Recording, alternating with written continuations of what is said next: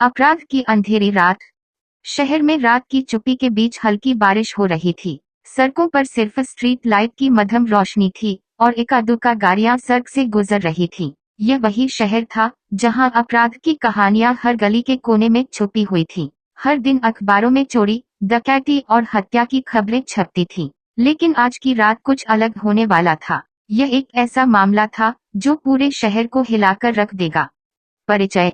विजय एक अनुभवी पुलिस अधिकारी था। उसकी पहचान एक ईमानदार, तेज तर्रार और निडर अधिकारी के रूप में थी। लेकिन पिछले कुछ महीनों से शहर में हो रही रहस्यमयी हत्याओं ने विजय की नींद उड़ा दी थी। हर हत्या में एक खास पैटर्न था। शिकार का गला रेता हुआ मिलता और पास में एक चिट्ठी होती जिसमें सिर्फ एक शब्द लिखा होता, न्याय।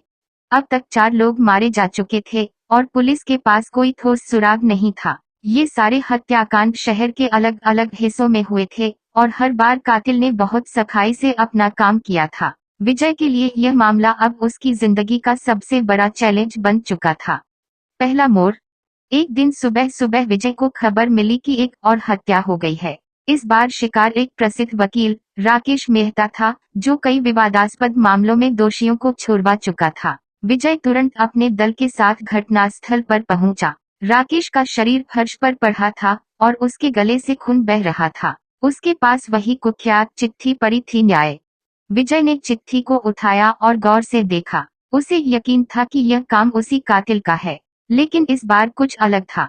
कमरे में एक और चीज थी जो पहले नहीं मिली थी। राकेश के लैपटॉप की स्क्रीन खुली हुई थी और उस पर एक वीडियो चल रहा था। वीडियो में राकेश एक आदमी के साथ जोर जोर से बहस कर रहा था। विजय ने वीडियो को रोका और उस आदमी की पहचान करने की कोशिश की। वह आदमी शहर का एक और जाना माना वकील था, अभय शुक्ला। संदिग्ध। विजय और उसकी टीम ने अभय शुक्ला से पूछताछ शुरू की। अभय ने बताया कि राकेश और वे पुराने दोस्त थे, लेकिन हाल के दिनों में उनके बीच कुछ व्यक्तिगत और पेशेवर मुद्दों को लेकर तनाव था। अभय ने अपनी बेगुनाही की दलील दी और कहा कि वे इस हत्या के बारे में कुछ नहीं जानता।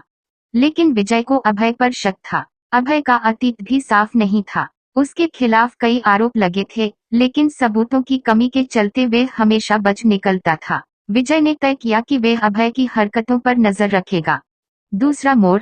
अभय शुक्ला की जांच के दौरान विजय को पता चला कि राकेश मेहता और अभय दोनों एक ही पुराने मामले से जुड़े हुए थे, एक व्यापारिक विवाद जिसमें एक निर्दोष व्यापारी को झूठे आरोपों में फंसाया गया था और उसकी आत्महत्या हो गई थी। विजय ने समझा कि शायद हत्यारा इसी मामले से जुड़े लोगों को निशाना बना रहा है। लेकिन फिर एक और हत्या हो गई। इस बार शिकार एक न्यायाधीश था जिसने उस व्यापारी के खिलाफ फैसला सुनाया था। यह कातिल विजय की सोच से कहीं ज्यादा चतुर था। वह न्याय दिलाने के नाम पर हत्याएं कर रहा था, लेकिन विजय को यकीन था कि इसके पीछे कोई और बड़ी वजह है। सच्चाई का खुलासा। एक रात विजय अपने दफ्तर में बैठा हत्याओं के कागजातों को फिर से देख रहा था, तभी उसे एक अज्ञात नंबर से कॉल आया। दूसरी तरफ की आवाज ने कहा, तुम्हें न्याय चाहिए या सच्चाई? विजय चौंक गया। उसने तुरंत उस नंबर को ट्रेस करने की कोशिश की, लेकिन कॉल कट चुकी थी। अगले दिन विजय को एक और हत्या की खबर मिली। इस बार शिकार कोई और नहीं बल्कि अभय शुक्ला था। विजय के हाथ से एक बड़ा सुराग छूट गया था, लेकिन अभय के मारे जाने के बाद विजय को यकीन हो गया कि हत्यारा कोई और है। अंतिम टकराव। कुछ ही दिनों बाद विजय को एक गुप्त सूचना मिली कि कातिल उस व्यापारी का बेटा है जिसने आत्महत्या की थी। उसका नाम अजय था और वे अपने पिता की मौत का बदला लेना चाहता था। विजय ने तुरंत अजय को पकड़ने की योजना बनाई। रात के अंधेरे में विजय और उसकी टीम अजय के ठिकाने पर पहुंचे। वहां अजय विजय का इंतजार कर रहा था। दोनों के बीच जोरदार मुठभेड़ हुई। अजय ने विजय पर हमला किया, लेकिन विजय ने उसे काबू में कर लिया। अजय ने कहा, तुम्हारे कानून ने मेरे पिता को मारा, मैं सिर्फ न्याय चाहता था। विजय ने गहरी सांस ली और कहा, यह न्याय नहीं, बदला था, और बदला कभी सही रास्ता नहीं हो सकता। अजय को गिरफ्तार कर लिया गया और शहर में हत्याओं का सिलसिला खत्म हो गया। लेकिन विजय के मन में एक सवाल अब भी बना हुआ था, क्या कभी सच्चा न्याय मिल सकता है या यह सिर्फ एक भ्रम है? समाप्त।